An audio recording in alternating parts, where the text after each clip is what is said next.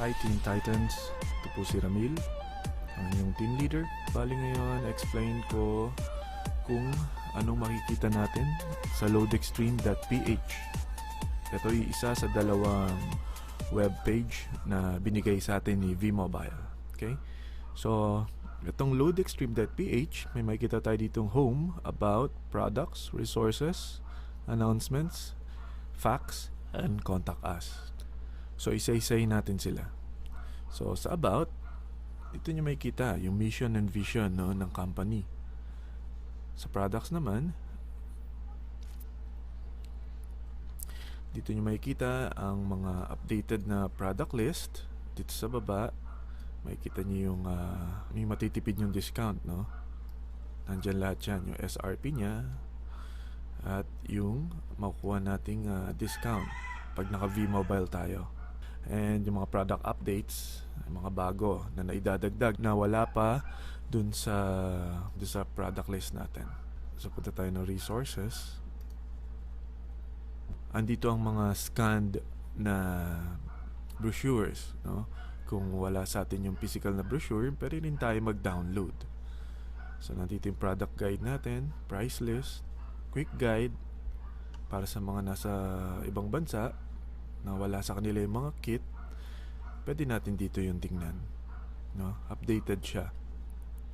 At yung mga training calendar nandito rin, yung mga time at date ng orientation at training sa office, dito siya. At yung list ng business center nandito rin. So makikita nyo yung mga distributing office ng V-Mobile all over the Philippines. So Luzon, Visayas, Mindanao, dyan po siya. Okay, balik tayo sa main page. So announcements, so pwede nyo explore to. Yan. So marami tayong matututunan din dito. And yun, facts or frequently asked questions. So baka nandito na yung mga sagot sa mga basic na katanungan nyo. Tingnan nyo na lang po dito. At ang contact us. So andito yung mga telephone numbers, mga fax numbers. Pwede nyo ring email ang V-Mobile kung may mga kailangan kayong itanong. Address ng office nandito din. So meron tayong online loading dito sa gawing kanan. So ang online loading, ito yung di mo na kailangan ng cellphone para makapagpasa tayo ng load sa mga kaibigan natin o sa ating sarili. So lalagay lang natin yung binigay na ID ni V-Mobile at PIK. Then yung products, nakalist na po yan dito. So pipili na lang po tayo dyan, no?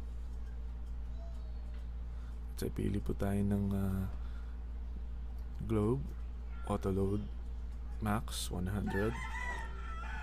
So lalagay nyo lang po yung cellphone nyo rito, yung pagpapasahan nyo ng load,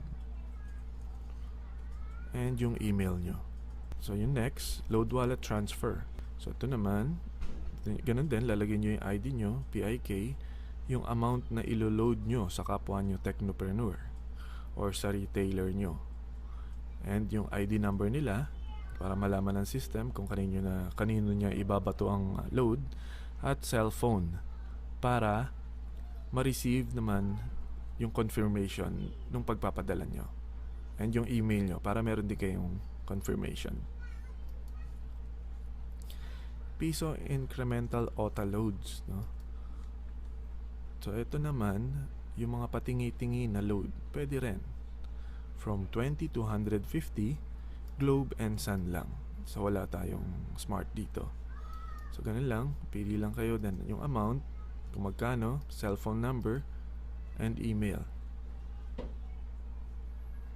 Ngayon, pasukin natin ang loadextreme.ph using our ID number and PIK number. So mapapasok na natin yung account natin. So dito susulat nyo lang ang inyong ID number at yung PIK, then click submit. So ito yung page ko. Then makikita nyo rito yung manage profile. So dito makakapag-edit tayo ng profile natin. So mababago natin yung birthday natin. Yung cellphone, mababago natin yan via SMS. nasa quick guide natin kung paano. Page 2 lang po. And yung address. At kung kailangan nyo pong mag-change ng PIK, ito naman po yun. So, click nyo lang po yan. Then, yung current na binigay sa inyo ng V-Mobile. Then, yung new pick or yung gusto nyo ng number na madali nyo matandaan. So, take note, kailangan po, lahat po sila ay numeric.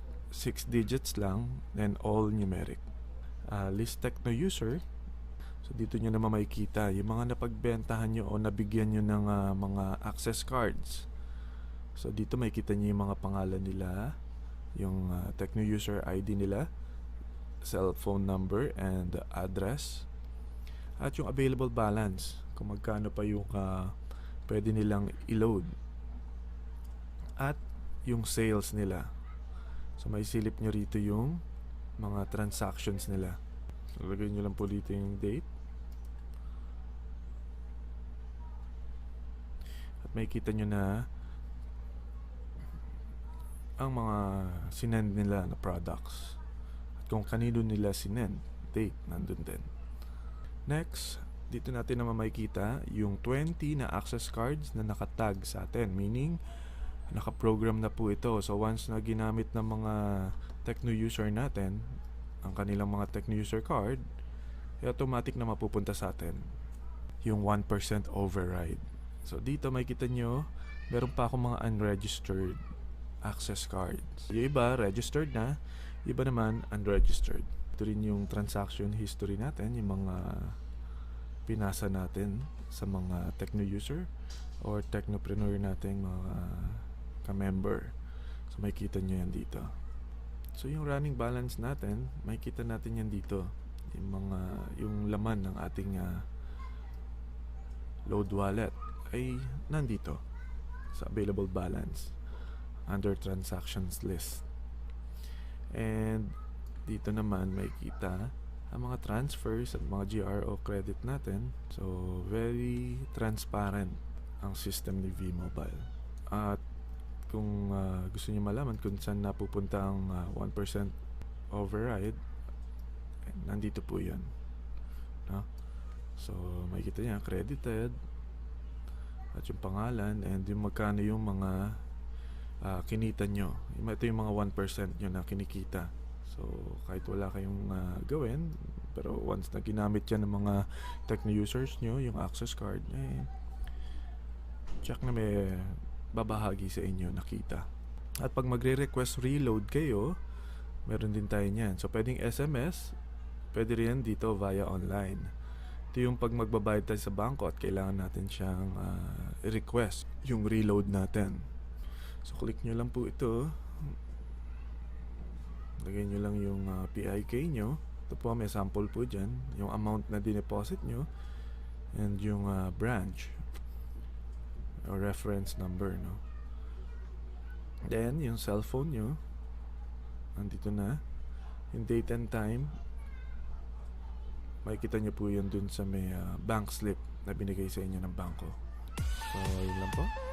Sana nakatulong itong maikling video para sa pagbigay kaalaman dito sa loadextreme.ph page natin. Hanggang sa ulitin, ito po si Ramil Michael Asnar from Team Titans.